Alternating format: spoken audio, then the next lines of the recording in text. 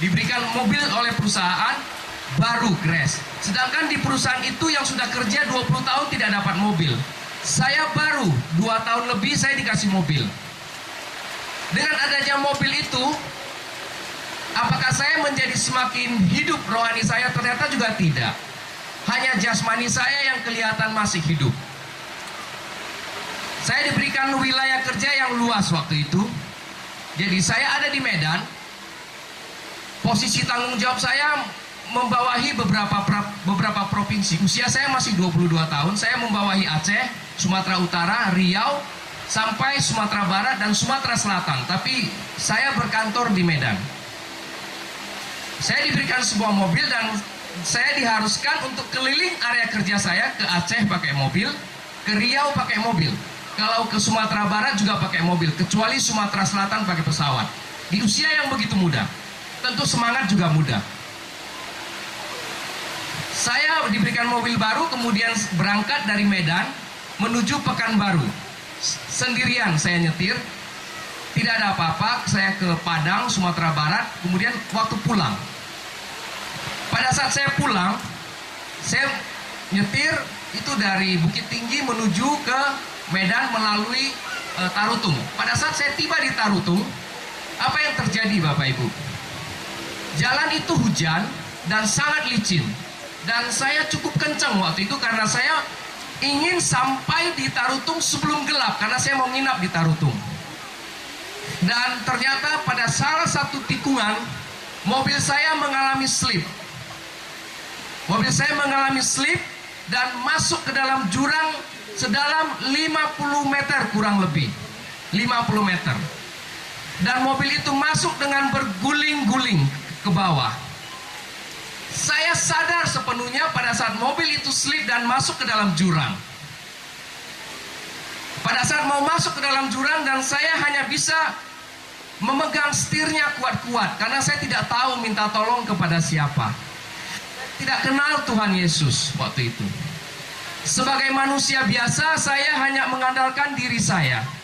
Saya pegang setirnya kuat-kuat dengan harapan kalau mobil ini berguling, saya tidak apa-apa.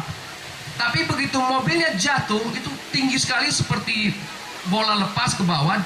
Nah, waktu mobil itu terbalik jatuh, harusnya kepala saya sudah berada di atasnya mobil ini. Tapi apa yang terjadi?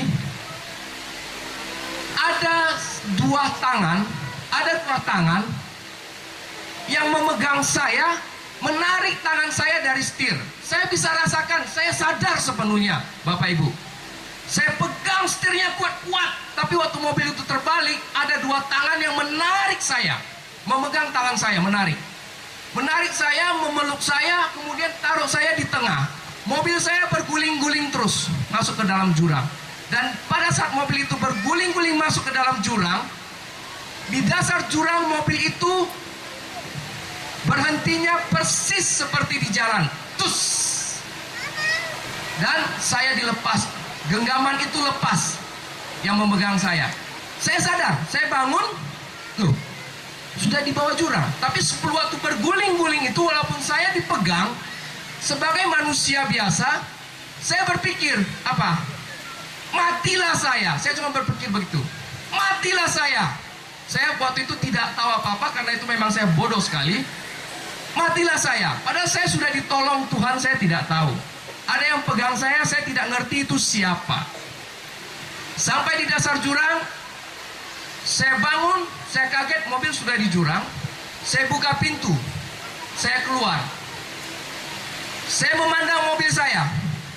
Waduh, mobil baru hancur total, Bapak Ibu. Mobil barunya hancur total. Saya ada bawa satu majalah di mana ada gambar mobil itu di sini. Bapak Ibu bisa lihat, tapi majalahnya tidak banyak, cuma 50. Jadi mobil itu hancur total, Bapak Ibu. Mobil itu hancur total. Dan chassis mobil itu bengkok. Mesinnya itu miring. Bayangkan, besi saja bengkok. Tapi apa yang terjadi? Saya satu baret luka pun tidak ada.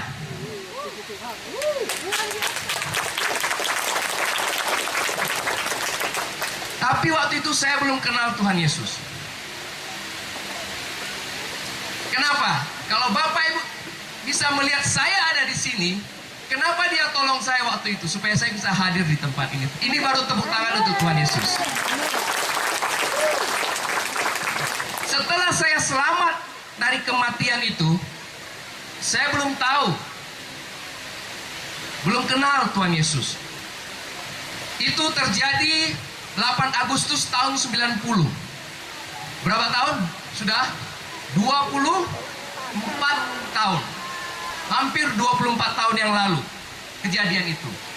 Di desa Pancur Napitu Tarutung. Jamnya saya masih ingat karena saya sadar sekali. Jam 5.30 sore. Saya ingat sekali. Dengan kondisi ini, saya tidak tahu siapa yang menolong saya. Mata rohani saya masih buta sama sekali, Bapak Ibu. Tetapi dengan berjalannya waktu, terus bertumbuh, kemudian saya bekerja, dipindahkan ke Jakarta, dan saya tidak pernah pulang lagi ke Medan sampai saat ini. Jadi Bapak Ibu, di tahun 1999, Tuhan menjamah hati saya. Caranya bagaimana Bapak Ibu? Saya tidak kenal Tuhan Yesus. Dia jamah hati saya untuk membeli Alkitab di toko buku. Saya tidak tahu, memang pada saat itu saya berbeban berat sekali. Di tahun 98 krisis ekonomi, semua perusahaan tidak ada yang enak. Semua perusahaan yang ada PHK, yang ada gaji tidak naik. Jadi semua serba tidak pasti waktu itu. Tapi Tuhan memberikan satu kepastian. Dia mengatakan, beli Alkitab, baca. Saya nggak ngerti apa maksudnya Bapak Ibu, beli Alkitab, baca. Jadi dia taruh di hati saya beli Alkitab itu, saya baca. Begitu saya baca dari Kejadian, saya kaget. Ada yang menciptakan bumi, ada yang menciptakan langit, ada yang menciptakan isinya. Kemudian manusia diciptakan oleh Tuhan. Saya baru ngerti ada penciptanya. Dulu saya tidak mengerti. Dan berjalan terus saya baca Kejadian sampai Wahyu. Lebih kaget lagi saya. Kalau manusia tidak dibaptis, tidak percaya, dihukum. Wah, saya lebih kaget lagi. Sampai akhirnya saya memutuskan, setelah 1 tahun, saya memutuskan diri saya dibaptis oleh gereja, kemudian oleh seorang pendeta.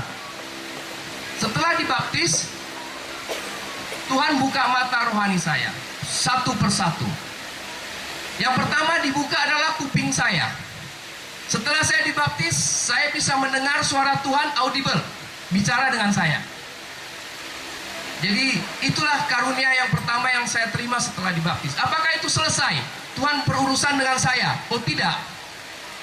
Saya masih diproses. Kenapa? Karena sebelum saya dibaptis, banyak sekali hal-hal yang saya lakukan tidak berkenan di hadapan Tuhan. Sebelum saya bertobat. Karena saya tidak tahu, saya tidak mengerti. Tapi Tuhan mulai tuntun saya perlahan-lahan. Tuntun saya perlahan-lahan. Sebelum saya memutuskan untuk diri saya dibaptis, kejadian terhadap keluarga saya, anak-anak saya adalah sama. Suka sakit-sakitan dan sebagainya. Kita tidak tahu bagaimana anak itu tiba-tiba sakit. Tapi setelah saya dibaptis, itu luar biasa, puji Tuhan. Keluarga saya mulai dipulihkan. Harmonisasi di keluarga dipulihkan. Anak-anak dipulihkan. Dan Tuhan mulai ajar saya satu persatu. Dan Tuhan mulai bukakan mata rohani saya. Dan Tuhan berbicara kepada saya pada suatu acara KKR. Kamu tahu, kamu sudah mau mati berapa kali? Saya kaget waktu itu Tuhan berbicara kepada saya. Kamu mau mati itu hampir 8 kali, tapi saya tolong dan saya hidupkan kamu. Saya kaget. Termasuk pada saat mobil masuk ke jurang. Dan Tuhan menyatakan itu kepada saya secara langsung. Dan karena dia tahu, saya tidak tahu siapa yang tolong saya pada saat saya jatuh di dalam jurang berguling-guling dan ada sosok yang memeluk saya. Itulah Tuhan Yesus Kristus. Bapak Ibu yang dikasihi Tuhan, saya mempunyai pengalaman sesudah dengan Yesus dan sebelum dengan Yesus. Sebelum dengan Yesus, apapun yang diperoleh tidak ada artinya, Bapak Ibu. Saya bisa mempunyai karier yang bagus, tapi sebelum kenal Yesus itu semua sia-sia. Kenapa? Apa yang saya dapat bisa habis dengan seketika.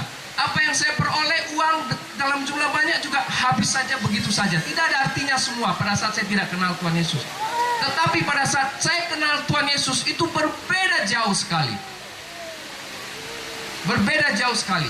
Dan pada saat saya sebelum kenal Tuhan Yesus, Bapak Ibu sudah mendengar tadi orang tua saya adalah penyembah berhala. Dan otomatis saya juga punya jimat di kantong. Tapi pada saat saya memutuskan untuk dibaptis, di kantong saya jimatnya saya keluarkan karena saya baca Alkitab, kita diberi kuasa kalau percaya. Jimat-jimat itu saya bakar sendiri Bapak Ibu. Saya bakar sendiri kemudian saya dibaptis. Nah inilah yang saya lakukan. Jadi saya bakar, saya buang semua jimat-jimat. Karena dulu kita dari penyembah berhala, suka meramal, suka kedukun, dan itu semua tidak ada artinya di mata Tuhan. Dan itu adalah kekejian di mata Tuhan. Alkitab mengatakan itu. Dan saya singkirkan